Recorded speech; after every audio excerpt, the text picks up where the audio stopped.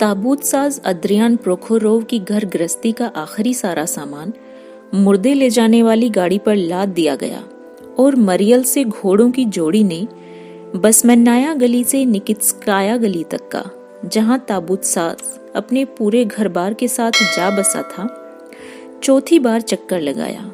उसने दुकान का ताला बंद किया, दरवाजे पर यह तख्ती लगाई कि घर बिकाऊ है, भाड़े पर भी चढ़ाया जा सकता है, और पैदल ही अपने नए घर की तरफ चल दिया। पीले रंग के इस छोटे से घर के निकट पहुंचने पर, जो एक अरसे से उसके दिल में जगह बनाए हुए था और जिसे उसने खासी बड़ी रकम देकर खरीदा था, उसे इस बात की हैरानी हुई कि उसका दिल खुशी से तरंगित नहीं हो रहा है। अनजानी अपरिचित दहलीज को लांघने पर जब उसने अपने नए घर में सभी ओर गड़बड़ देखी, तो पुराने और टूटे फूटे घर को याद करके, जहां 18 वर्ष तक उसने कड़ी व्यवस्था बनाए रखी थी, गहरी सांस ली। उसने अपनी दोनों बेटियों और नौकरानी को बहुत धीरे धीरे काम करने के लिए भला बुरा कहा और खुद उनके काम में हाथ बटाने लगा। जल्द ही सब कुछ ढंग से सज गया।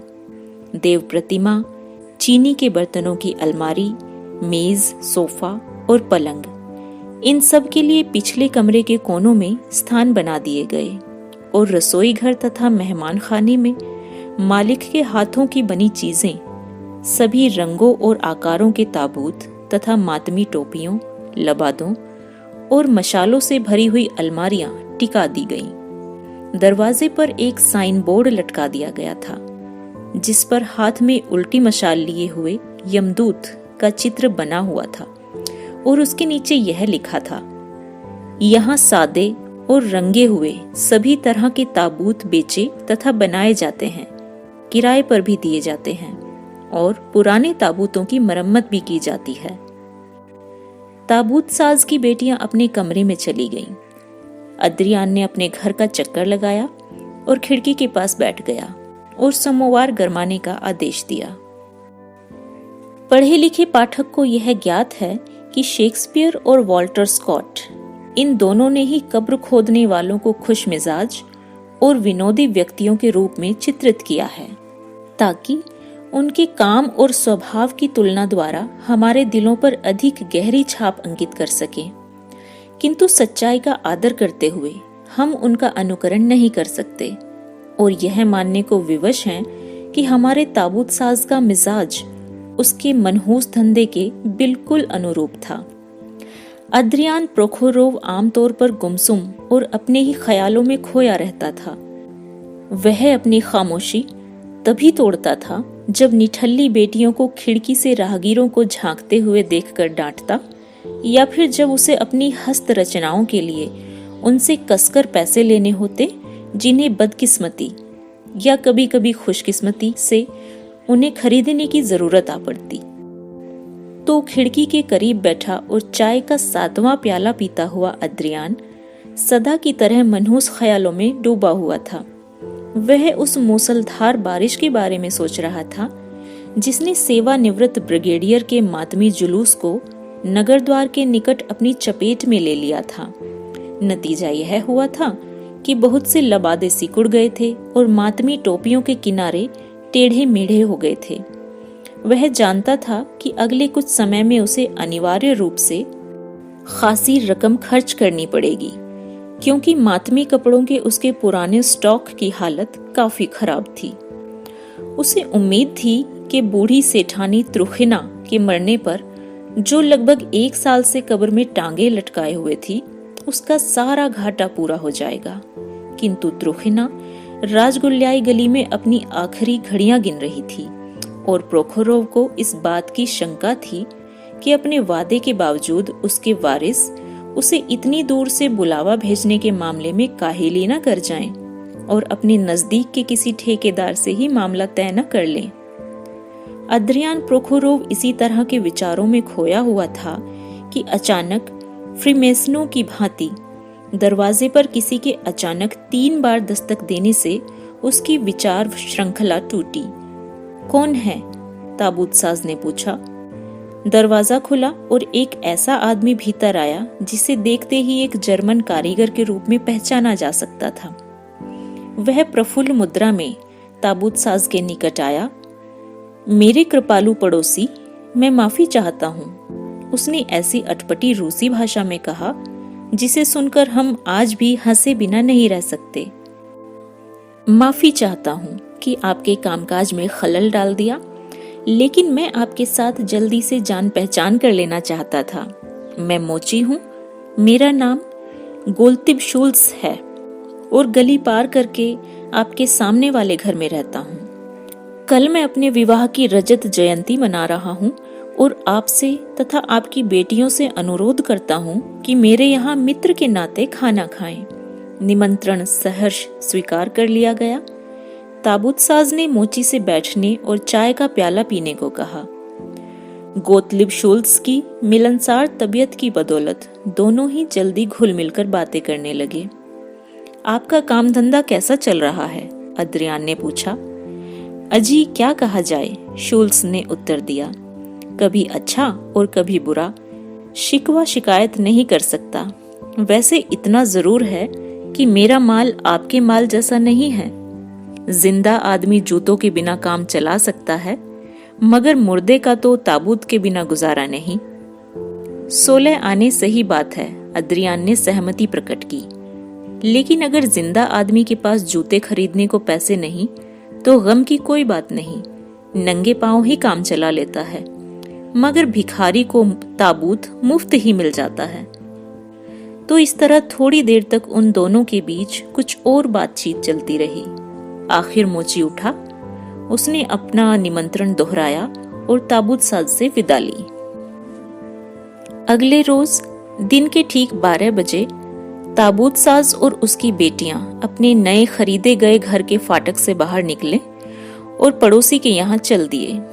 मैं ना तो अद्रियान प्रोखोरोव के रूसी अंगरखे का वर्णन करूंगा और ना ही उसकी बेटियों की यूरोपीय पोशाकों के ठाठ का, और इस दृष्टि से आधुनिक उपन्यासकारों की परंपरा का साथ नहीं दूंगा। फिर भी इतना कह देना अनावश्यक नहीं समझता कि दोनों लड़कियां पीली टोपियां और लाल बूट पहने थी और जो वे जश्न के खास मौकों पर ही पहनती थी। मोची का छोटा सा फ्लैट मेहमानों से खचाखच भरा था, जिनमें अधिकतर जर्मन कारीगर, उनकी बीवियां और शागिर्द थे। सरकारी कर्मचारियों में से केवल एक यानी पुलिस का सिपाही यूरको ही यहाँ उपस्थित था। वह जाति का चुखौन था और बहुत मामूली पद के बावजूद मेजबान उसकी खास तौर पर बड़ी खातिरदारी कर रहा था। पिछले 25 सालों से वह पोगोरेल्स्की के प्रसिद्ध हरकारे या डाकिये की तरह बड़ी आज्ञाकारिता से अपनी ड्यूटी बजा रहा था। 1812 में प्राचीन राजधानी यानी मास्को के जल जाने पर उसकी पीले रंग की संतरी चौकी भी भस्म हो गई थी, किंतु फ्रांसीसी दुश्मन के खदेड़े जाते ही उसकी नई संतरी चौकी बन गई, सलेटी रंग की और यूनानी ढंग के सफेद स्तंभों वाली। अपने सिपाही के ठाट बाट से यूरको फिर उसके आसपास गश्त करने लगा। निकीत्स्की सड़क के नजदीक रहने वाले अधिकतर जर्मनों से उसकी अच्छी जान पहचान थी और उनमें से कुछ एक तो कभी कभी इतवार की रात भी उसकी चौकी पर ही बिताते थे। अद्रियान ने झटपट यूरको से परिचय कर लिया, क्योंकि वह ऐसा आदमी था जिसकी कभी और किसी भी समय जरूरत पड़ सकती थी। मेहमान जब खाने की मेजों पर पधारे तो वे दोनों एक दूसरे की बगल में बैठे। शुल्स दंपति और उनकी 17 वर्षीय बेटी लोथखेन मेहमानों के साथ भोजन करते हुए खाना परोसने और दूसरी बातों में बावर्चिन का लगातार हाथ बटा रहे थे। बियर तो खूब बह रही थी। यूरको 4 आदमियों के बराबर अकेला ही खा रहा था और अद्रियान उससे 19 नहीं रह रहा था। उसकी बेटियां बड़े सलीके से बैठी थीं। जर्मन भाषा में होने वाली बातचीत लगातार बहुत ऊंची होती जा रही थी। मेजबान ने अचानक अपनी ओर सबका ध्यान आकृष्ट किया और कोलतार पुती बोतल का कॉर्क खोलते हुए रूसी भाषा में चिल्लाकर कहा, अपनी दयालु लुइजा के स्वास्थ्य के लिए, और शैंपेन का फेन उड़ने लगा। मेजबान ने अपनी 40 साल की जीवन संगिनी का चेहरा, जिस पर ताजगी बनी हुई थी, प्यार से चूमा, और मेहमानों ने शोर मचाते हुए दयालु लुइजा के स्वास्थ्य का जाम पी लिया। मेजबान ने प्यारे मेहमानों के स्वास्थ्य के लिए कहते हुए शैंपेन की दूसरी बोतल खोली, और मेहमानों ने उसके प्रति कृतज्ञता प्रकट करते हुए फिर से अपने गिलास खाली कर दिए। इसके बाद तो स्वास्थ्य के जाम पीने का दौर चल पड़ा। हर मेहमान की सेहत का जाम पिया गया।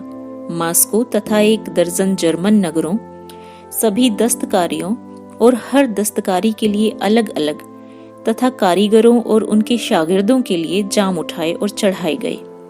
अद्रियान खूब डटकर पी रहा था और इस हद तक रंग में आ गया कि उसने स्वयं भी एक विनोदपूर्ण जाम पीने का प्रस्ताव पेश किया। सहसा एक अतिथि, मोटे से नानबाई ने जाम ऊपर उठाया और चिल्लाकर कहा, उनकी सेहत का जाम जिनके लिए हम काम करते हैं, यानी अपने ग्राहकों के लिए। इस जाम का भी सभी ने खुशी से और एकमत होकर स्वागत किया। मेहमान एक दूसरे के सामने सिर झुकाने लगे। दर्जी मोची के सामने, मोची दर्जी के सामने, नानबाई इन दोनों के सामने और सभी नानबाई के सामने इत्यादि। इस प्रकार के पारस्परिक अभिवादन के बीच यूरकों ने अपने पड़ोसी को संबोधित करते हुए चिल्लाकर कहा, तो मेरे भाई आओ, तुम्हारे मृतकों के नाम पर भी जाम पिए। सभी ठठाकर हंस पड़े, किंतु ताबूत साज को लगा कि उसका अपमान किया गया है और उसके माथे पर बल पड़ गए। इस बात की ओर किसी का भी ध्यान नहीं गया। मेहमानों ने पीना जारी रखा और जब वे मेज पर से उठे तो रात की अंतिम प्रार्थना की घंटियां बज रही थी। अतिथि काफी रात गए विदा हुए और अधिकतर नशे में बुरी तरह धुत थे। मोटा नानबाई और जिल्दसाज, जिसका चेहरा लाल चमड़े की जिल्द चढ़ा प्रतीत होता था, यूरको की दोनों बाहों में बाहें डालकर उसे उसकी चौकी की ओर ले जा रहे थे और इस रूसी कहावत को सही सिद्ध करते प्रतीत होते थे, असली मजा तो ऋण की वसूली में ही है। ताबूत साज बेहद पिए हुए और झल्लाया हुआ घर लौटा। आखिर दूसरों के मुकाबले में मेरा धंधा किस लिए बुरा है, वह ऊंचे ऊंचे सोच रहा था। क्या ताबूत साज और जल्लाद भाई हैं? किस लिए हंसते हैं ये काफिर? क्या ताबूत साज रंग बिरंगी पोशाक पहने हुए कोई मस्खरा है? मैं तो इन्हें इस घर में आने की दावत पर बुलाना और खूब खिलाना पिलाना चाहता था, मगर अब ये नहीं होगा। मैं उन्हीं को दावत में बुलाऊंगा जिनके लिए काम करता हूँ, ईसाई धर्म को मानने वाले मृतकों को। अरे मालिक, ये आप क्या कह रहे हैं? नौकरानी ने कहा, जो इस समय उसके जूते उतार रही थी। सलीब का निशान बनाइए, घर में आने की दावत के लिए मुर्दों को बुलाएंगे? कैसी भयानक बात है ये। कसम भगवान की, जरूर बुलाऊंगा, अद्रियान कहता गया, और वो भी कल ही। मेरे हित चिंतकों, कल शाम को मेरे यहाँ दावत पर आओ। भगवान जो देंगे वही सेवा में हाजिर कर दूंगा। इतना कहकर ताबूत साज बिस्तर पर चला गया और जल्दी ही खर्राटे लेने लगा। अगले दिन मुंह अंधेरे ही अद्रियान को जगा दिया गया। सेठानी त्रुखिना इसी रात को चल बसी थी और उसके कारिंदे ने एक तेज घुड़सवार को यह खबर देने के लिए उसके पास भेजा था। ताबूत साज ने हर कारे को 10 कोपेक वोदका पीने को इनाम के तौर पर दिए। जल्दी से कपड़े पहने, किराए की बग्घी ली और राजगुल्याई गली में पहुंच गया। परलोक सिधार गई बुढ़िया के दरवाजे पर पुलिस वाले खड़े थे और सेठ व्यापारी लोग वहां ऐसे मंडरा रहे थे जैसे लाश की गंध पाकर कौवे मंडराते हैं। मोम की तरह पीली बुढ़िया का शव मेज पर रखा था, किंतु शरीर अभी बिगड़ने नहीं लगा था। रिश्तेदार, पड़ोसी और नौकर चाकर उसके करीब भीड़ लगाए हुए थे। सभी खिड़कियां खुली थीं, मोमबत्तियां जल रही थीं और पादरी मृतक की आत्मा की शांति के लिए पाठ कर रहे थे। अद्रियान मृतक के भांजे के पास गया, जो फैशनदार फ्रॉक कोट पहने जवान व्यापारी था और उसे यह बताया कि ताबूत, मोमबत्तियां, कफन और मातम की बाकी सारी चीजें भी अच्छी हालत में फौरन पहुंचा दी जाएंगी। वारिस ने बेध्यानी से उसे धन्यवाद दिया। यह कहा कि पैसों के बारे में वह किसी तरह की सौदेबाजी नहीं करेगा और उसी की ईमानदारी पर सारी बात छोड़ देगा। ताबूत साज ने अपनी आदत के मुताबिक कसम खाकर यह कहा कि एक पैसा भी फालतू नहीं लेगा और इसके बाद अर्थपूर्ण ढंग से कारिंदे से नजर मिलाकर सामान की तैयारी करने चला गया। वह दिन भर राजगुल्याई से निकीत्स्की सड़क तक घोड़ा गाड़ी पर चक्कर काटता रहा। शाम तक उसने सारा प्रबंध कर दिया और घोड़ा गाड़ी छोड़कर पैदल ही घर लौटा। रात चांदनी थी। ताबूत साज निकीत्स्की सड़क पर सही सलामत पहुंच गया। गिरजे के पास उसके परिचित हमारे युवकों ने उसे ललकारा, किंतु पहचान कर शुभरात्रि की कामना की। काफी रात बीत चुकी थी। ताबूत साज अपने घर के निकट पहुंच गया था जब अचानक उसे लगा कि कोई उसके फाटक के निकट आया और दरवाजा खोलकर अंदर गायब हो गया है। यह क्या किस्सा है? अद्रियान ने सोचा।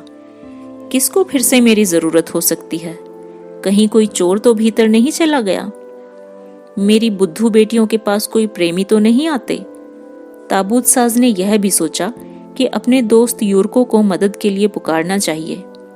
इसी क्षण एक अन्य व्यक्ति फाटक के निकट आया। उसने भीतर जाना चाहा, किंतु घर के मालिक को भागा आता देखकर रुक गया और उसने अपना तिकोना टोप उतार लिया। अद्रियान को उसका चेहरा परिचित सा प्रतीत हुआ, किंतु उतावली के कारण वह उसे बहुत ध्यान से नहीं देख पाया।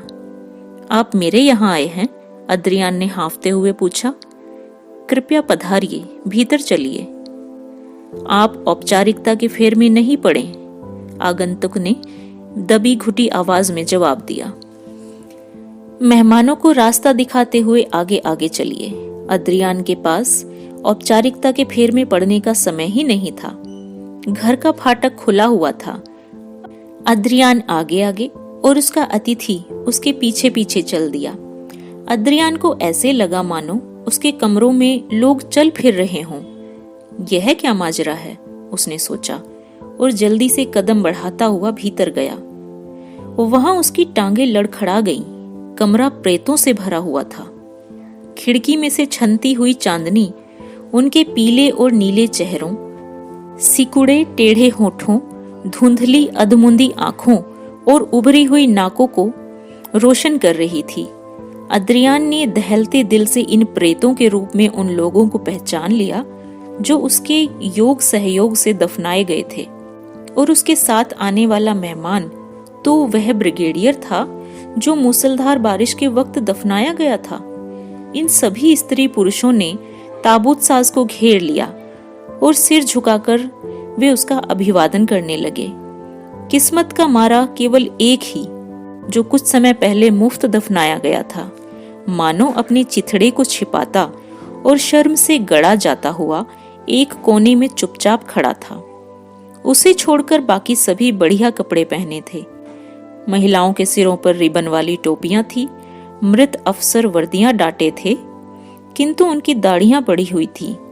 व्यापारी सेठ लोग समारोही अंगरखों में खूब जच रहे थे। देखो प्रोखोरोव, ब्रिगेडियर ने सभी आदरणीय अतिथियों की ओर से बोलते हुए कहा, हम सभी तुम्हारे निमंत्रण पर अपनी कब्रों में से उठकर आए हैं। वहां केवल वही रह गए हैं जिनमें बिल्कुल शक्ति शेष नहीं रह गई, जो पूरी तरह गल सड़ गए हैं, जो त्वचा के बिना केवल हड्डियों का पंजर हैं। किंतु इनमें से भी एक तुम्हारे यहाँ आने का मोह संवरण नहीं कर सका।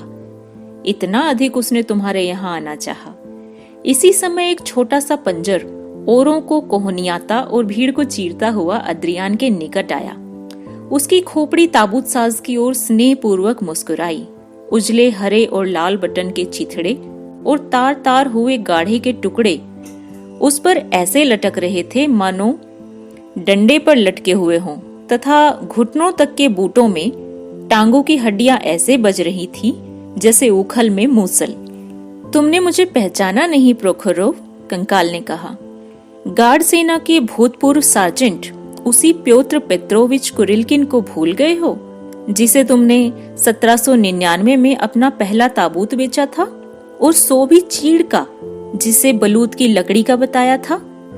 इतना कहकर उसने अद्रियान को अपनी बाहों में भरने के लिए अपनी कंकाली बाहें उसकी ओर फैला दी, किंतु अद्रियान अपनी सारी शक्ति बटोरकर चिल्ला उठा और उसने उसे परे धकेल दिया। प्योत्र पेत्रोविच लड़खड़ाया, गिरा और हड्डियों का ढेर बनकर रह गया। मुर्दों में गुस्से की लहर सी दौड़ गई। सभी अपने साथी की इज्जत की रक्षा के लिए डट गए। अद्रियान को भला बुरा कहने और डराने धमकाने लगे। बेचारे मेजबान के होश हवास गुम हो गए। इनकी चीख चिल्लाहट से बहरा और इनके द्वारा लगभग कुचला हुआ मेजबान बिल्कुल घबरा गया। खुद गार्ड सेना के भूतपूर्व सार्जेंट की हड्डियों पर गिर गया और बेहोश हो गया। सूरज की किरणें ताबूत साज के बिस्तर को कभी की आलोकित कर रही थी। आखिर उसने आंखें खोली और नौकरानी को अपने सामने समोवार गरमाते देखा। रात की घटनाओं को याद करके अद्रियान भय से कांप उठा। उसे अपनी कल्पना में त्रुखिना, ब्रिगेडियर और सार्जेंट कुरिल्किन का धुंधला सा आभास हो रहा था। वह चुपचाप इस बात की प्रतीक्षा करता रहा कि नौकरानी उसके साथ बातचीत शुरू करे और उसे रात की घटनाओं का बाकी हाल बताए। बहुत देर तक सोए रहे आज तो आप, अद्रियान प्रोखोरोविच, मालिक को गाउन देते हुए नौकरानी अक्सिनिया ने कहा। पड़ोसी दर्जी भी मिलने के लिए आ चुका है। हमारे हल्के का पुलिस वाला भी यह बता गया है कि आज इंस्पेक्टर का जन्मदिन है, मगर आप सो रहे थे और हमने यह ठीक नहीं समझा कि आपको जगाएं। भगवान को प्यारी हो गई त्रुखिना के यहाँ से कोई आया था क्या? भगवान को प्यारी हो गई त्रुखिना? क्या वह मर गई? कैसी उल्लू हो तुम भी। उसके कफन दफन की तैयारी में क्या कल तुम्ही ने मेरा हाथ नहीं बटाया था? क्या कह रहे हैं मालिक आप? कहीं आपका दिमाग तो नहीं चल निकला, या कल के नशे का खुमार अभी तक बाकी है? कल किसी को दफनाया ही कब गया था? आप दिन भर जर्मन के यहाँ दावत के मजे लूटते रहे, नशे में धुत होकर घर लौटे, बिस्तर पर ढह पड़े और अभी तक सोते रहे। गिरजे में प्रार्थना की घंटियां भी कभी की बज चुकी। अरे सच? ताबूत साज ने खुश होकर कहा। बिल्कुल सच, नौकरानी ने जवाब दिया। अगर ऐसा ही है तो झटपट चाय दो और मेरी बेटियों को भी बुला लो।